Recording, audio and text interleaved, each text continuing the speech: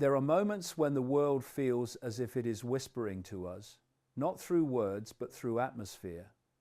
And this chapter begins with that whisper, a subtle echo returning from somewhere deep in collective memory, carrying with it the unmistakable feeling that we have been here before.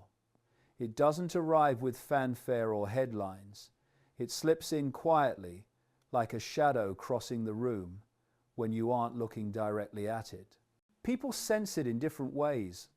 A pressure behind their thoughts, a heaviness in the air, a strange déjà vu woven into everyday life.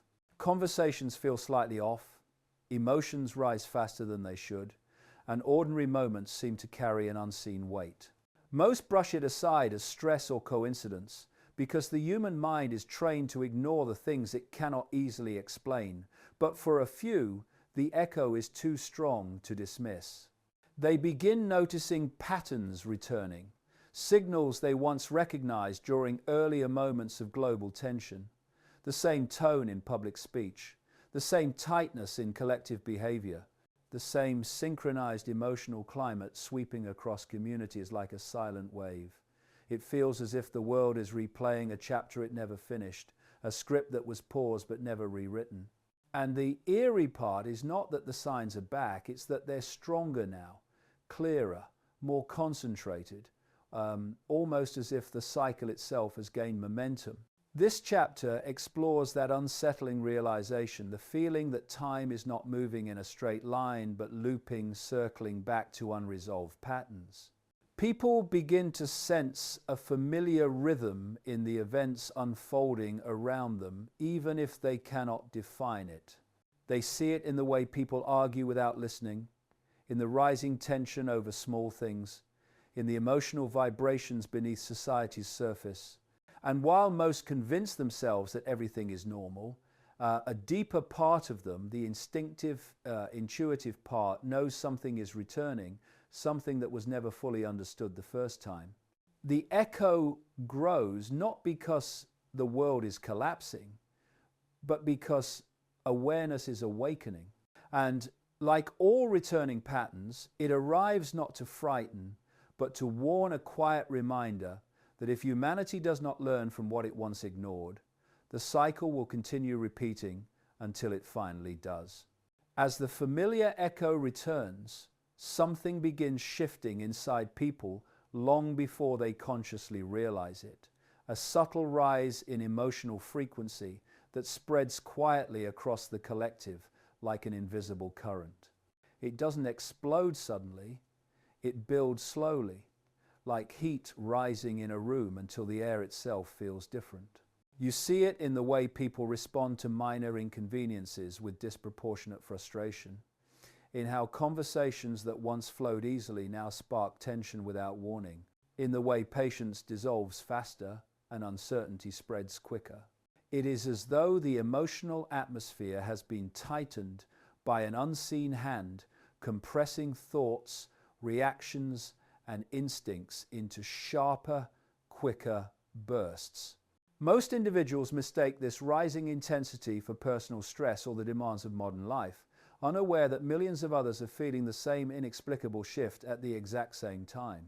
This chapter explores that quiet escalation, the way people unconsciously sync with the emotional field around them, absorbing the tension circulating through society, mirroring the unease that vibrates beneath everyday interactions. People begin reacting before thinking, judging before understanding, defending before listening, and this collective shift becomes a signal in itself. It's not that humanity has become weaker, it's that the emotional frequency has become louder, more intrusive, more insistent. The symbolic meaning behind this rising intensity is profound. It serves as a sign that a larger pattern is resurfacing, the same one that appeared in past cycles but now returns with greater force. And yet, in the middle of this emotional acceleration, a few individuals start noticing something strange, that their reactions feel less like conscious choices and more like automatic responses triggered by the environment. They sense that the rising tension is not fully their own, that they are absorbing emotions from a collective field vibrating at a frequency they never agreed to, these individuals step back, observe the shift, and begin questioning why so many people are feeling the same pressure at the same time. And once they notice it, they can't unsee it. They realize the emotional climate is not random. It's patterned, synchronized, almost predictable, as if the world is preparing for another turn in the cycle. This awareness marks the beginning of awakening, the moment someone stops drowning in the emotional tide and begins watching it instead. Because the rising frequency is not just a symptom, it is a signal that the same forces shaping past cycles are stirring, again, stronger than before. As the emotional frequency keeps rising, something else slowly begins revealing itself, not through sight or sound, but through subtle inconsistencies that slip through the cracks of awareness. People start realizing that the world they see each day feels strangely curated, filtered, arranged in ways they can't quite explain. This chapter explores the symbolic architecture behind perception, the unseen framework that nudges attention towards certain ideas while quietly burying others beneath layers of noise and distraction. Most individuals never question it. They scroll through information believing it reflects reality, unaware that every headline, every trend, every conversation they stumble upon has passed through countless invisible gates before reaching them. And because these gates are quiet, disguised as convenience, entertainment, or social norms, people rarely notice their influence. They assume they are seeing the whole picture, not realizing that it has been cropped.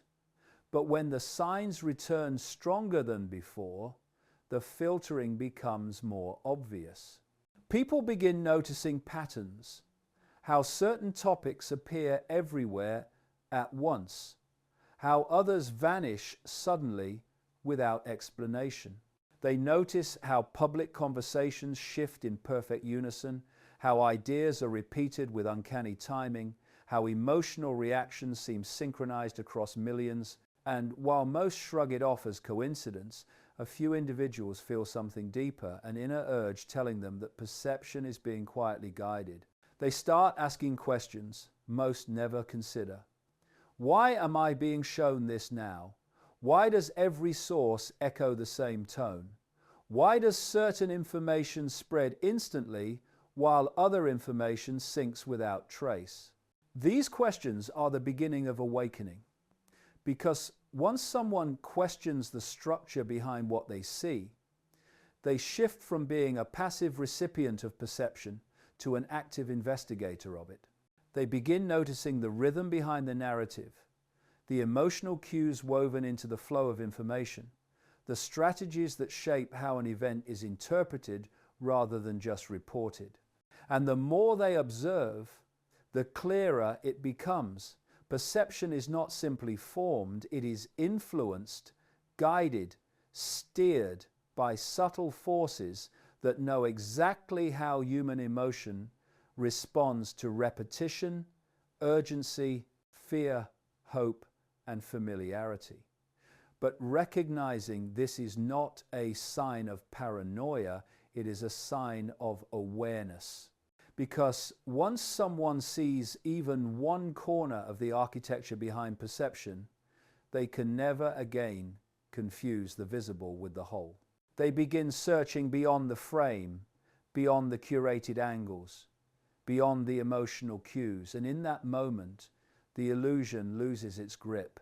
The hidden forces shaping perception do not disappear, but their power fades the moment someone learns how to see them. Once a person begins to see the invisible architecture guiding perception, something else becomes impossible to ignore: the cracks forming in the collective storyline. Small fractures in the narrative that most people accept without a second thought. These cracks do not appear dramatically, they slide into view quietly, like tiny seams in a wall that once looked perfectly smooth. It might begin with a headline that contradicts what was said the week before, an explanation that doesn't match lived experience, or a sudden shift in public messaging that feels too coordinated to be natural. Most people brush these inconsistencies aside, convincing themselves they misremembered or misunderstood. But those who have started paying attention feel a deeper truth rising. The storyline holding society together is no longer as stable as it once seemed. This chapter explores the symbolic unraveling of consensus, the moment when the narrative begins to wobble under its own contradictions. People begin feeling an internal tug of war between what they're told and what they actually sense. They notice how quickly certain topics are silenced, how aggressively others are amplified, and how emotional reactions often appear pre-scripted, arriving on cue before anyone has time to think. These cracks widen further when individuals compare notes and realize they are not alone. Others notice the same inconsistencies, felt the same disturbances, questioned the same explanations. And this shared noticing becomes a quiet rebellion against the narrative's control. For the first time, people begin recognizing that the collective truth may not be truth at all, but a version of reality crafted to be easy to digest, easy to follow, and easy to believe. But when cracks appear, the illusion weakens. Suddenly, the storyline that once felt unshakable becomes fragile, uncertain, even hollow. And while some cling to it out of fear, afraid of losing the identity that consistency provides, others feel something awakening inside. They stop treating the narrative as the foundation of reality and begin treating it as one perspective among many. They start noticing how their own instincts were dismissed, how their own doubts were silenced, how their own experiences were overwritten by a louder collective voice. And the moment someone realizes this, everything changes. Because once you see a crack, you can't pretend the wall is solid anymore. You begin looking closer. You begin questioning deeper. You begin understanding that the collapse of a storyline is not the end of truth, it is the beginning of seeing it for yourself. As the cracks in the collective storyline widen and the illusion begins to thin, a more intimate transformation unfolds, one that does not take place in the world outside, but in the private depths of the individual psyche. This chapter explores that inner awakening, the quiet yet powerful shift that happens when a person realizes they can no longer rely on external narratives to define what is real. It begins with discomfort, a subtle psychological friction that makes familiar explanations feel strangely insufficient. People feel it when they lie awake at night replaying a conversation that didn't feel true, or when they read something that should have reassured them but instead stirred questions they cannot silence. This awakening does not arrive in a moment of enlightenment. It arrives in waves of uncertainty, forcing a person to confront beliefs they inherited rather than chose. And this is where the real struggle begins. The mind resists. The ego panics. The comfort of old assumptions pulls like gravity, urging the individual to turn back, to accept the easy narrative, to return to the predictable rhythm of unquestioned living. But something deeper inside refuses. A whisper becomes a voice, and the voice becomes a knowing that can no longer be ignored. The individual realizes that awakening is not about adopting new beliefs, it is about reclaiming the ability to think without fear, to perceive without permission, to trust instincts that were dismissed for years. This chapter follows that emotional battle, the symbolic tug-of-war between clarity and comfort. People feel torn between two versions of themselves, the self shaped by the world and the self emerging from within. They begin noticing how often they censored themselves to avoid conflict, how often they accepted explanations they didn't fully believe, how often they allowed collective emotions to drown out their own intuition. And once they see this, the awakening intensifies. They recognize how much of their identity was constructed by repeating what others expected them to think and feel. This realization is both liberating and terrifying, because it means stepping away from the crowd and standing alone with their own awareness. But this solitude is not emptiness, it is clarity. It is the moment a person discovers that their perceptions, instincts, and inner truth were never the problem. They were simply buried beneath a lifetime of noise.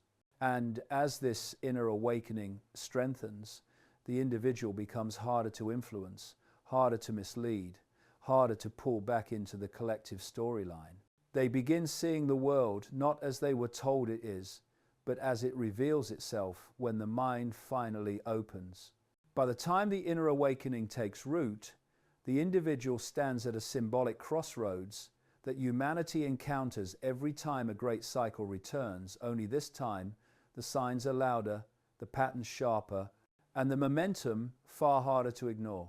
This chapter represents that moment of decision, the quiet but profound point where a person realizes that awareness is not simply something they have, but something they must choose to live by. The world continues to accelerate. Narratives continue to shift.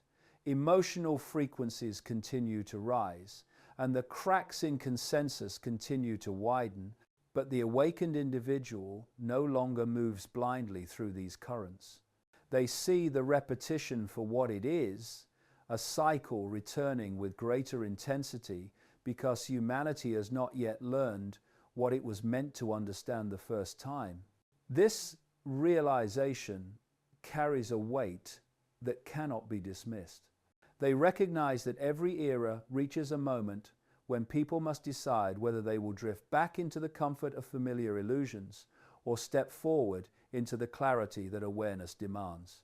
This choice is not dramatic, not loud, not marked by any grand announcement.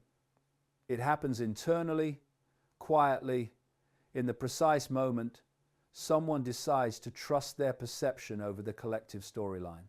And yet, this small inner decision carries enormous power. Once someone chooses awareness, their mind becomes impossible to shepherd back into unconsciousness. They see the patterns beneath the events, the intentions beneath the narratives, the architecture behind perception. They understand that strength lies not in knowing the future, but in seeing the present with honesty.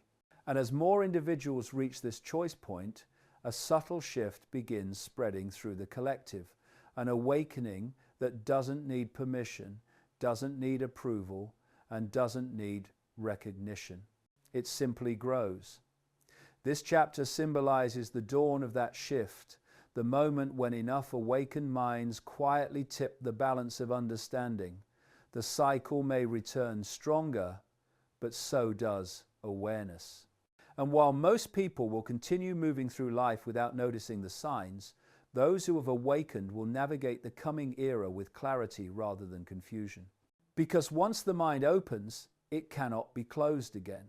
If you want to continue exploring perspectives like this, make sure to subscribe to our channel to watch more videos.